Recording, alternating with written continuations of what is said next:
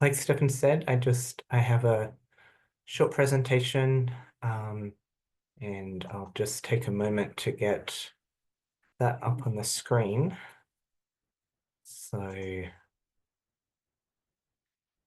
come on.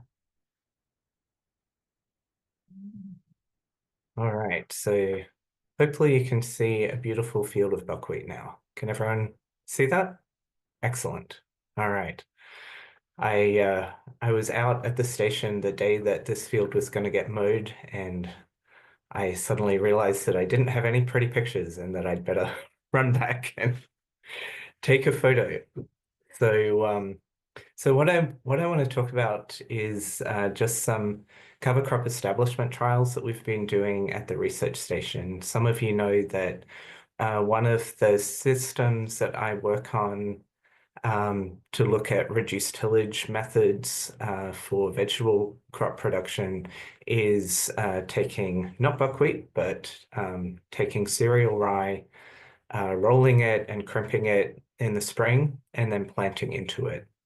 So when I started on this project, I was doing most of the work on farm alongside Claire Strader. And one of the things that we noticed was that we were really struggling to get a good enough stand of rye. And we were also aware that although some of the farmers we were working with had seed drills and the ability to drill cover crops, a lot didn't and didn't really have any specialized cover crop equipment. So um, coming out of that, we wanted to do some research into different methods to get a good stand of rye using just the kind of equipment that a small scale vegetable grower might have available. And we're interested in doing this in a situation that might be somewhat comparable to following a vegetable crop. Um, this is obviously not a vegetable crop, but we decided to put in a stand of buckwheat, flail mow that in the late fall, and then follow that with some reduced tillage techniques to try to establish a cover crop. So this is the stand of buckwheat that we had. And let's see, is this, there we go. Um, and it was seeded fairly late in the summer, where we were experiencing some droughty conditions that persisted through into the fall. Just before we wanted to mow that buckwheat, the drought broke with 3.5 inches of rainfall over the course of 3 days. And so that delayed mowing the buckwheat quite a bit. So we were able to seed the cover crop following that buckwheat in early October. And what you see here is, for one, the gigantic rock that we found. This is only a tiny part of it. It's like 90% of this rock is under the ground.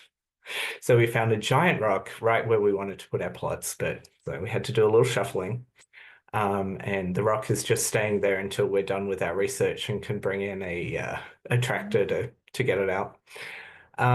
You can see down at the bottom of this picture the kind of residue that we still had on the ground. Even though we'd had that 3.5 inches of rain, this area had really dried up quite a bit, but we still did have some residue from the buckwheat. So we seeded that rye and then we didn't get any more rain for almost 2 weeks. So I was interested to go in and take a look at how the rye was coming back after that really not ideal start. So we used a couple of different methods to seed the rye. Um, we had methods that I think of as kind of more standard high tillage methods where for one, we tilled with a little rototiller on our two-wheel tractor, then we broadcast the rye and vetch, and then we tilled it in to get good seed to soil contact. We also just broadcast it and then tilled it to see if it made a difference, if we were able to skip one tillage pass. And then we also used a small harrow, also on our two-wheel tractor. So we broadcast and then harrowed over that. And then we compared that to some methods that are lower disruption. The harrow in itself is less disruptive than tillage because it is stirring the soil rather than rotavating it and turning it over. So our lower disruption methods were using the harrow, either broadcast and then harrowing, or else we harrowed and then followed that with some direct seeding equipment, either the Earthway, this 3-unit Jang, or the Jang with double disc openers. So one thing we didn't do was collect labor data on this, and I think once we narrow down to a couple of methods that we want to compare rather than all these 6 methods, we will start taking some labor data. I will say that there were some issues with these direct seeding approaches that really slowed us down. So there's a bit of troubleshooting to be done there. So I wanted to get an idea of how good the stand of the rye and vetch was that was better than just me looking at it. And I actually met Etienne because I was connected to her because I put out a question to a bunch of people, like, what am I going to do to evaluate this? And people directed me to this app that's online called Foliage. And I'm just going to show this real quickly if the computer will cooperate, and it is wonderful. So this is a little online program where you can upload an image of what your cover crop or your crop looks like, and it'll tell you what the ground cover is. So I'm going to choose foliage type over here, the cover crop, and then I'm just going to pick an image out of the many, many images I took. And what that's going to do is classify every pixel in the image as either green or not green. And so there's my original. There's the image that's been classified so that green is in white and not green is in black. And over here, it's telling me that's 38.2% ground cover. So I did that. I put all of the images through that. And here's what a couple of them look like. Here's an example of an image from a plot that we harrowed and then went through with the Jang. And about a week ago, what's the date today? Yeah, almost a week ago, that had 8.3% cover. Here's a plot where we tilled, then broadcast, and then tilled, and that had about 32% cover. So looking at the overall results, and I want to say this is very preliminary. This is just like looking at these first couple of months of how the crop is doing, and we'll be going back to look at this in the spring as well.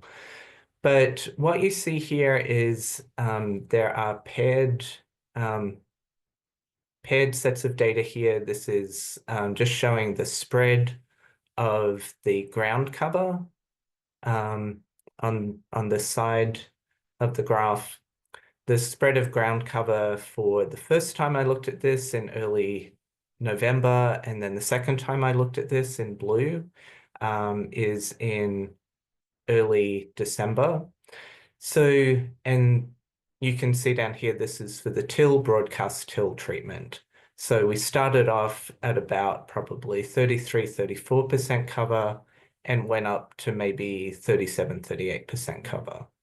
And so as you go across, you see what it looked like for broadcast and then till in November and December, for broadcast and harrow in November and December, and then for harrow and then earthway, harrow and then Jang, and then harrow and Jang with the double discs. So there's a pretty big spread of amount of coverage, but overall, it seems like all of these methods that involve broadcasting and some kind of soil disruption, whether it's tilling or harrowing, whether it's once or twice with the tiller, are giving us largely similar results. And then we're getting much lower amounts of coverage when we're using the Earthway or the Jang with the harrow. This doesn't entirely surprise me because we did struggle a bit with the Earthway and the Jang in the soil that was like just minimally disrupted and was very, very dry at the time. And you'll also notice that it seems, certainly what I saw was that the rye and vetch were coming up much more slowly in these situations. I think we just got better seed to soil contact. So where we had broadcasting and harrowing or tilling, and even in that really dry soil, the rye was able to get going a little bit sooner. Yeah, so was an interesting little look at some preliminary information from this trial, and I'll be letting you know how this goes as we get further with it in the spring. But yeah, I'll stop sharing. I see there's a few comments in the chat, and if anyone's yeah, does anyone have any thoughts about that before we move on to Etienne? Anyone want to maybe contribute what you would do or what you do to establish cover crops in a low till setting?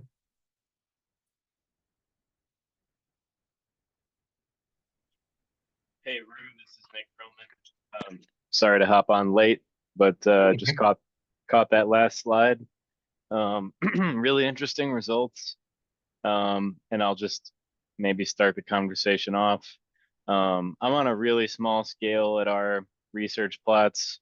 It's more of a community garden sized plot than field scale currently. I'm hoping to test things out at broader scale, maybe this coming fall into winter 2025 into six. But I've been broadcast seeding a mix of a grass, either cereal rye or winter wheat, and then with a legume, either vetch or I really like forage pea and even Austrian winter pea together at our community garden plot on half of the total square footage, so about 1,500 or so square feet a season. And I simply broadcast time and a half the recommended seed rate and water like heck for a couple weeks on and off as long as it is not raining. And we seem to have pretty good establishment. Maybe while someone else is talking, I can find some pictures to share. But yeah, we don't typically disturb the soil prior to planting our cover crop. Sometimes we apply a very thin layer of compost on top to get some of that simulated seed soil contact without tillage. Other times we've done straw, but because we're at such a small scale, we don't need machinery. Obviously, if you were at, a 40-acre scale, you would need a manure spreader, or I've seen some straw bale spreaders. Those are pretty cool. But I'm always afraid of, in this part of the Corn Belt, pesticide residue on straw that you would buy unless you can get straw from an organic farm. And there's potential weed issues with that as well. So, but it's worked well for us. We have good stands of cover crops going into the winter. Yeah, thank you, Nick. I do wonder if I'd been able to water like heck, like you said, if that would have made a difference in this situation, and maybe we wouldn't have seen these big differences between the different methods. Yeah, and we had a really nice, like pseudo predictable wet fall coming into October, but we had a bad drought.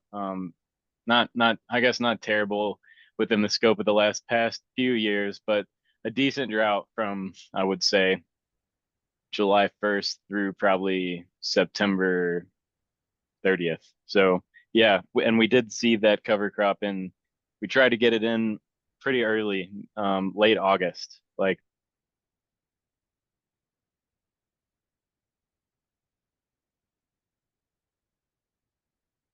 third week of August. Sometimes underneath crops we have, and then we'll cut those off at the soil level with machetes or something like that, and then let everything else grow up. One thing I should say about this trial is that we were setting it up to have living aisles alternating with the cover crop aisles. So we had 30 inches side by side. Um, I I do think that for a larger scale, so that's part of why we were using like just hand broadcasting, not like a spin broadcaster or something like that. But I think for a larger area, it'd be great to use a spin broadcaster. Um, I think I just saw a, oh yeah, Adria, I'm just gonna read this out, or if you want to unmute, I'm, Sure. Yeah, we were planting in a research tunnel this fall, and we brought the Jang with because we thought we might seed with the Jang, but it's just hard to get rates set up for really small plots where you're going to have to turn it yeah. around a bunch of times and not push it very far. So we wound up just broadcasting as usual, but then instead of raking it in like we usually do, it was the grad student on the project suggestion, we just tipped the Jang up on its back and rolled the rear roller over it. And we have a 6-row one, so it's pretty heavy. And that actually it seemed to do a much better job of getting soil seed contact than we had previously done with raking it in, because we got much nicer stands than we were expecting. Nice. That's cool. Do you think a lot of this has to do with just the quantity of seed you're putting out? Is that part of it? That you're getting a better stand? We we made sure that we were putting within the same ballpark amount of seed out with the different methods. So of course with the hand broadcast we could put out a measured amount of seed. And then with the others we put in more seed. Like I can't remember the exact numbers, but say we were putting out like um it's all in metric in my head, so I'm just gonna keep it in metric. It'll be okay. We'll get through this. So we were putting out 300 grams of seed in a plot. With hand broadcasting, we'd put in 500 grams in like the Earthway or the Jang, and we'd already calibrated to be sure that that was like we weren't going to use all of that. So then we took the Jang and the Earthway through, and then we measured what was left. And there was at least one, I actually have to look at some of the situations where we've got much higher amounts, because there was at least one where we were like, oh, whoops, we were supposed to stop a little sooner. We put out a lot of seed. Um, but yeah, in general, we were in that ballpark. So it's not precisely the same amount of seed, but in general, we're putting out the same amount, give or take a little bit. Yeah, I was the one who was running the Jang, and hearing what some of you have said about that soil contact, some of the buckwheat was going perpendicular to our rows, and so it would bind up in that mechanism pretty easily. So I think in some ways to alleviate stopping every 10 feet or so, I was probably not pressing firm enough to get that contact that it needed.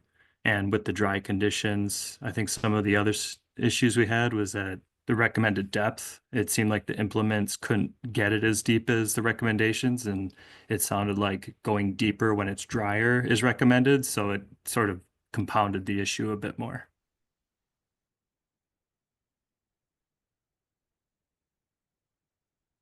So we learned a lot at a kind of implementation level, but I think what I also learned is that I really want to know more about what other people are doing on farms.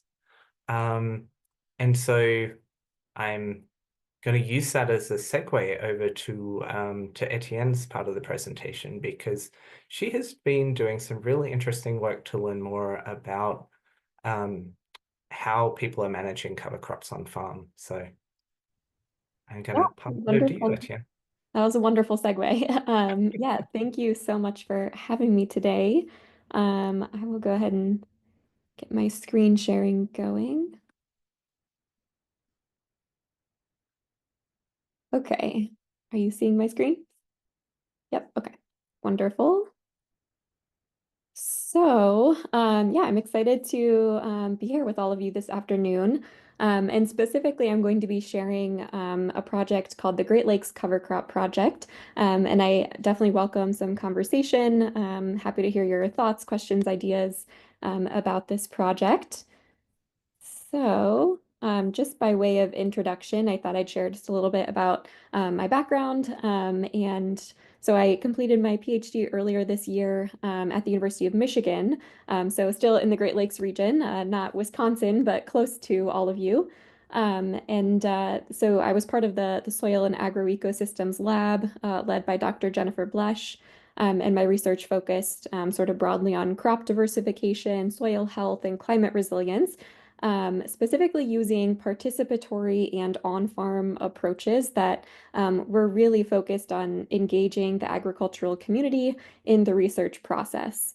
And so the Great Lakes Cover Crop Project is part of the work that I did during grad school. And I'm really excited that I'm able to continue this project moving forward, even though now I'm actually based out of the University of Missouri Center for Regenerative Agriculture, working on a broader suite of projects focused on cover crops. All right, so what is the Great Lakes Cover Crop Project? As I'm sure many of you are aware, cover crops are really quickly gaining traction as this important practice for improving farm sustainability because they build soil health, they can supply and retain nutrients, improve water quality, etc. But many of those benefits directly depend on achieving sufficient cover crop growth or biomass. And there are a lot of different factors influencing cover crop growth across farms, ranging from soil conditions to planting strategies, as we just heard about from Rue, to the amount of experience a farmer might have with using cover crops. And so this means that even though I'm sure we'd all like to see a cover crop that looks like the one on the left, sometimes we do end up with something that looks more like the one on the right, which then of course limits the benefits that are derived from that cover crop. So these photos are from fields right down the road from each other that were planted the same way at the same time, but still had these drastically different outcomes in the spring, which I think really highlights a need for better understanding what drives this variation that we're seeing, and then identifying ways to sort of adjust management to achieve better outcomes across different conditions. And so this is where community science comes into play, which is sort of the approach that we use in the Great Lakes Cover Crop Project. So community science in general involves engaging the general public in the scientific or research process, which then allows for gathering data from lots of different locations and types of farms to better understand what types of practices work best across all of these different growing conditions. So we developed a simple two-step protocol where farmers first submit information about how they're managing their cover crop through an online survey, and then perform a field survey in the spring shortly before cover crop termination to quantify cover crop performance. And so this just involves collecting some cover crop canopy cover photos and plant height measurements. And as we heard just a few minutes ago, we used a very similar approach. So with the canopy cover photos, we process them in foliage, where Rue showed us you just upload the photos and then it tells you the percent ground cover. And then we actually combine that with height measurements to get an estimate of total biomass. And it also asks a couple questions about weed pressure, and in the case of mixtures, sort of the relative proportion of different species, so that we can account for those things when we're estimating total cover crop biomass. And then the graph that I have shown here on this slide is just sort of showing that this field survey that combines the height measurements and ground cover photos does actually work really well for accurately estimating cover crop biomass. This graph is specifically for cereal rye, but we've also tested it thoroughly for mixtures. And in the future, we're hoping to sort of expand it to include more species. So thinking about maybe if you have a legume like a clover field, can we expand it to include those types of cover crops as well? So between spring 2021 and then 2023, we ended up partnering with 102 farms across the 6 states shown on the map here. So Michigan, Ohio, Indiana, Illinois, Wisconsin, and Minnesota. to gather data from 253 cover crop fields. Most of the farms were row crop farms, but we're really hoping moving forward to include a more diverse set of farms. So thinking about how we can, partner with some vegetable producers or potentially some vineyards, which we have a lot of in the northern part of Michigan. So yeah, just thinking about better representation of different farming systems. And most of the cover crops that we collected data for were either cereal rye or mixtures, which again, would love to have some more information about different types of cover crops as well. And what we learned in the first couple years of that project is that farmers are really achieving very different outcomes with their cover crops. So this slide focuses on the cereal rye and multi-species mixtures, with total cover crop biomass shown in blue and then total nitrogen in red, with some farmers seeing virtually no biomass or nitrogen cycling from their cover crops, but others seeing up to 12,000 pounds per acre of biomass with nearly 60 pounds of nitrogen. So what this is telling us is that there's really a lot of room for improvement on many farms, and that we can learn from the farms that are doing cover crops really well, to sort of help identify how other farms could then adjust their practices to be more successful with cover crops. So that's exactly what we did. We analyzed all the survey data that farmers had submitted and figured out what the most important factors were for increasing the chances of growing a high-performing, high biomass cover crop.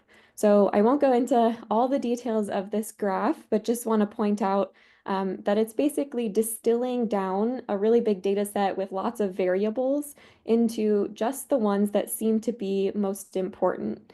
And as we would expect, this included environmental variables like growing degree days, precipitation, and soil texture.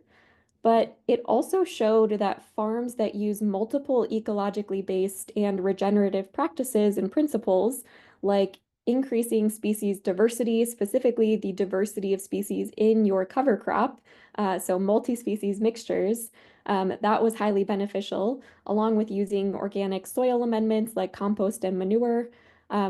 Those practices tended to result in higher biomass cover crops, which then creates this sort of like positive feedback loop, where those high biomass cover crops are contributing more to your soil health and nutrient cycling, water quality, and so on. And then the last thing to point out here is that the outcome of some practices, like planting strategy or the planting method that you use, depended on past management history. Basically telling us that it can be really important to sort of tailor your management practices based on your specific farming context and history. And so I'll end by just saying that we're now recruiting for the 2024-2025 season, and invite all types of farms to join. We're excited to include more cover crops beyond just rye and mixtures, as long as they're overwintering. That's really the key criteria here. And then in return for participating, we're offering $50 per field for up to 3 fields, assuming that you'd spend about 30 minutes submitting data for the management survey, and then 30 minutes in your field collecting that survey data in the spring. And then we'll also send a personalized cover crop report with the biomass and nutrient estimates for your fields that you include in the project. So far, we have 94 farms signed up for this year, but only 7 are from Wisconsin, so really hoping to boost those numbers over the next couple of months. We'll continue accepting new participants all the way up until roughly the beginning of March.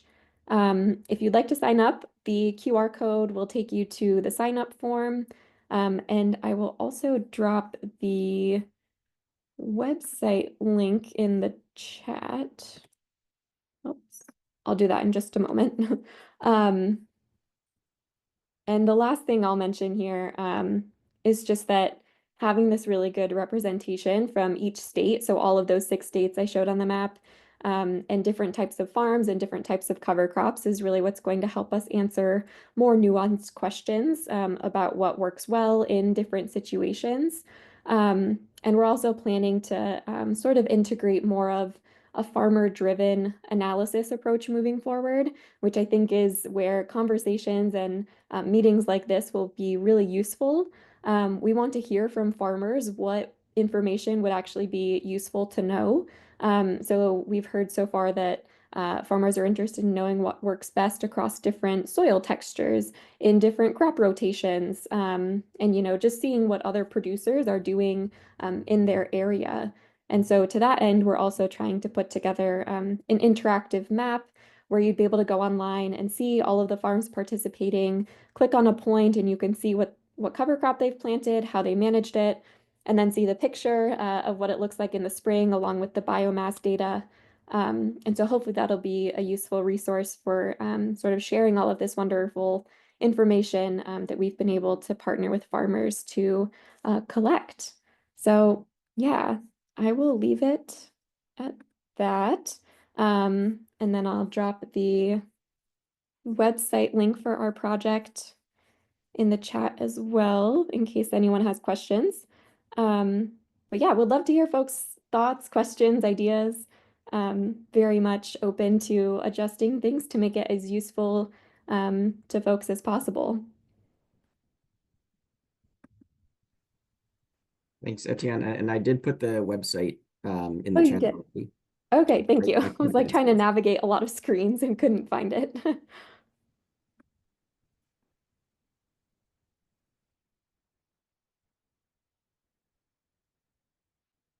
Okay, I see a question from Nick.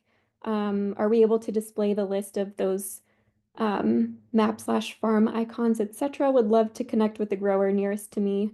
Yeah, so that's a great question. Right now, on our project website, we just have like a very basic Google map showing points like at the zip code scale where we have farms participating. But that's what we're moving toward over the next year or so. There's a group actually based out of Wisconsin that we're working with to develop this interactive map. So that's the goal. You'd be able to look on the map, see where the farm is, the contact info, and all of that wonderful information about cover crop management and things like that.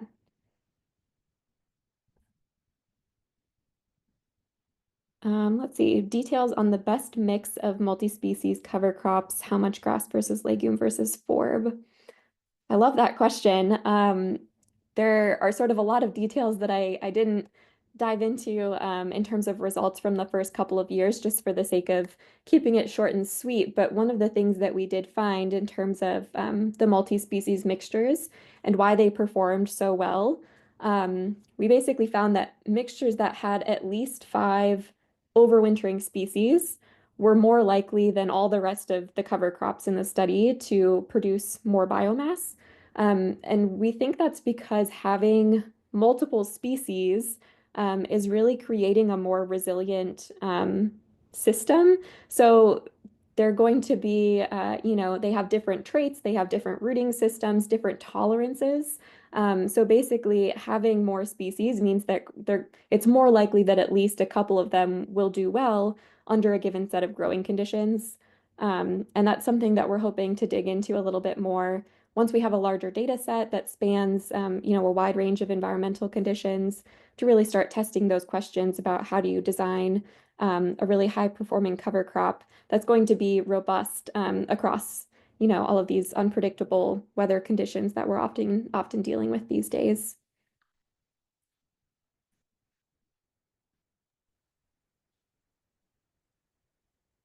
Etienne, I remember you talked about, when you and I were talking, you talked about the reports that you provided to growers that included information on how much nitrogen credit they might expect to take for those cover crops.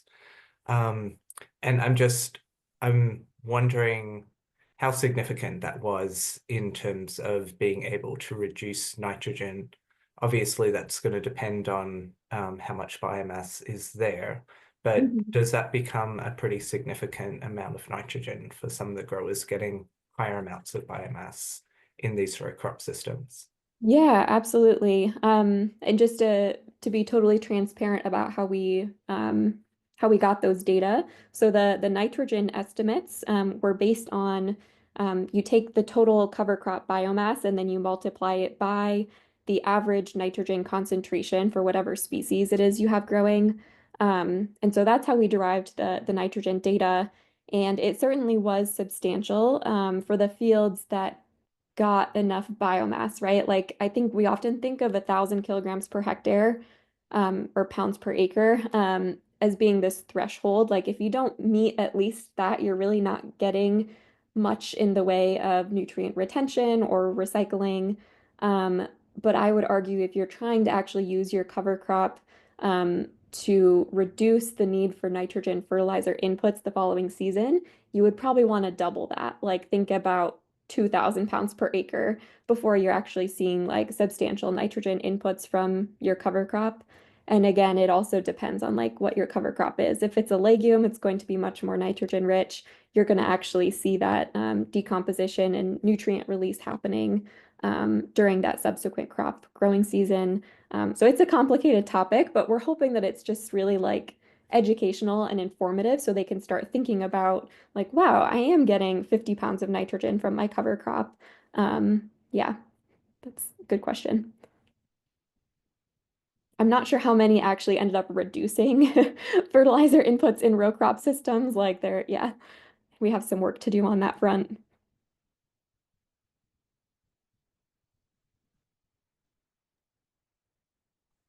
I guess I have a question for all of you. So like most of the data we received was within this row crop production context, and I'm really curious if there are questions that would be, more relevant to your types of systems, thinking about potentially smaller scale or like within the context of vegetable production.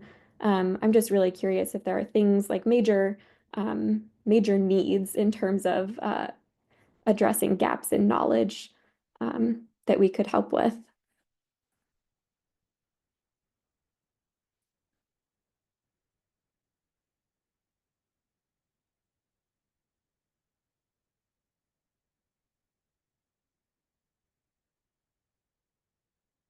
And feel free to mull it over and email me later. That's also fine.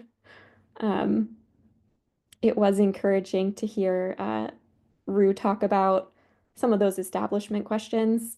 Um, we found very similar things in terms of like seed soil contact being really important for rye. Um, but we didn't look at sort of those nitty-gritty details about like what type of seeder or like how people were sort of incorporating the cover crop seed. So that's something I've been thinking about, at least asking more of those nuanced questions.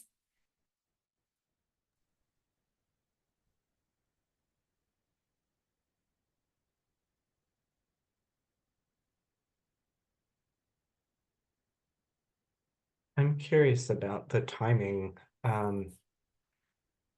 and how, as we start learning more about diversified vegetable systems, especially how that timing of getting cover crops in the ground is going to work out for most people and how it is working out for people now. Because when I think about having a multi-species cover crop that has maybe 5 different species in it,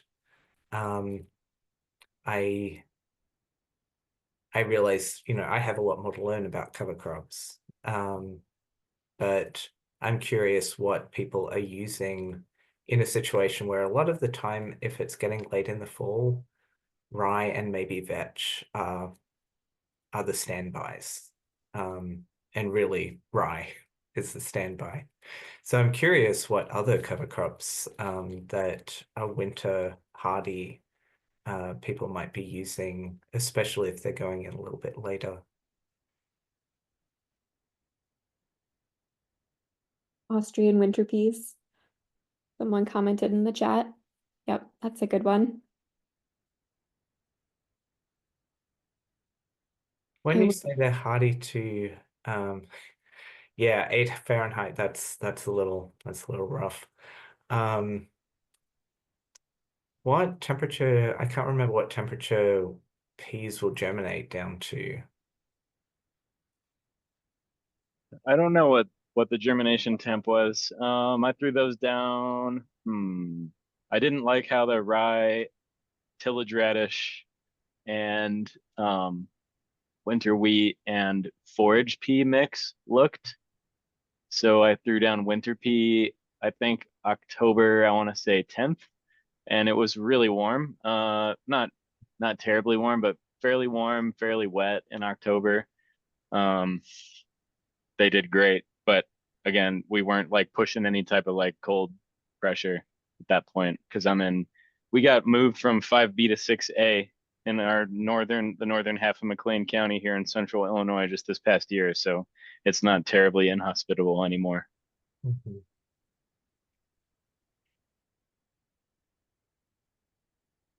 Well, Nick from Selene Farms mentioned triticale, which I know will germinate at lower temperatures as well. I'm actually part of a winter pea trial program this year where we're growing different varieties or different breeding lines of winter pea, and we're using triticale as a nurse crop on either side of that. Yeah, I was about to mention related to your comment about the cover crop varieties. So another project I'm involved in is sort of this national effort to develop new and improved cover crop varieties. So thinking about how can we get legumes that are more winter hardy, so something that you could plant alongside rye or triticale at a later planting date and still have it perform well. Also thinking about like varieties that would do well in a no-till system. For instance, if you want to use like a roller crimper, just thinking about how we can sort of create a more diverse set of cover crop species and varieties that are suited to different types of goals and systems. So we will have variety trial reports coming out starting probably July of this coming year.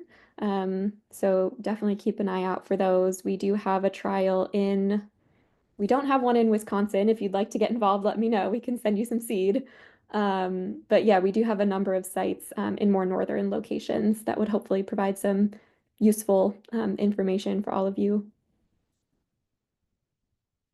I just put the link to the Cover Crop Breeding Network webpage in the chat if anyone wants to check that out. And also I wanted to mention that I hope, Etienne, that you'll be able to come back and join our meetings a few times over the winter. I will certainly keep this opportunity to participate in cover crop research something that's kind of at the top of the pile so people remember about it. And folks on the call, if it's something that you're interested in, you're curious, and just need to know a little bit more information, I am very happy to help facilitate that for folks within Wisconsin. Having gone through the process myself of just collecting some of this data from the field, it's something that I feel pretty comfortable with, and I would love to be able to help people walk through the process if you want to be part of this kind of research.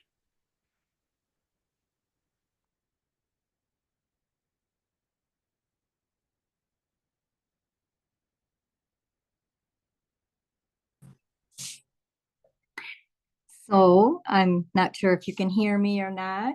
Okay. I have a farm in Stoughton, which is in southern Wisconsin, and I was part of a flax revival group that did maybe like a half of an acre or even a little bit less, and different plots that were very close to each other this year. And they harvested the flax, I want to say by the end of July. And we were just going to throw some cover crop down, and we just never did. And the flax regenerated. And it was like a really beautiful stand of flax that was growing, well into October, even toward the end. I mean, because of the way the weather was so warm.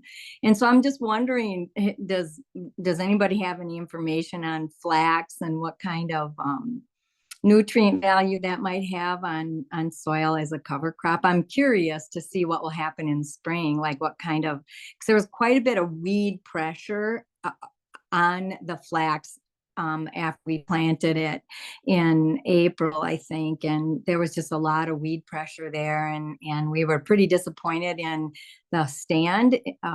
But then what came back was thicker and nicer than what we originally planted. Of course, we ran out of nice warm days, so it didn't grow. So I'm just curious.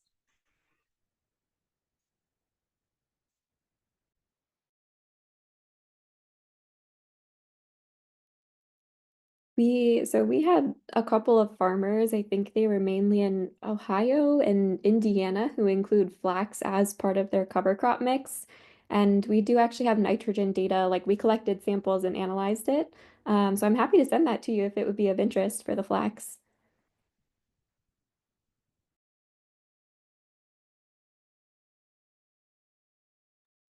I'm interested, Terry, in hearing about how your flax does in the spring. I've never seen overwintered flax, so that would be really interesting to see. Yeah, I mean, it's pretty dead right now. It's not green like what samples you were showing of other cover crop, but I think the person who I was working with that has been working with flax for quite a while, and her mission is to revive it for fabric for the textile part of the flax. But when she came out to, I can't really remember why she came, but she is the one who brought my attention to it. Wow, look at the fields now. Why didn't they look that good when we were actually trying to harvest? Because quite a bit of it, I will say this. She said we had the biggest stand of flax and harvest in the whole state of Wisconsin. And I think she was pretty disappointed in the harvest itself just because of the weed pressure.